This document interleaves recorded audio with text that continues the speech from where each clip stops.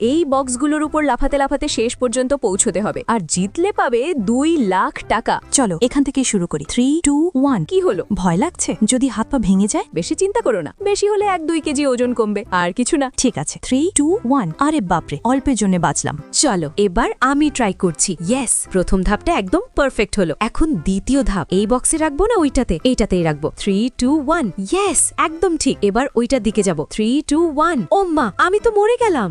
দেখো আমি এখনই পার করছি। 1, 2।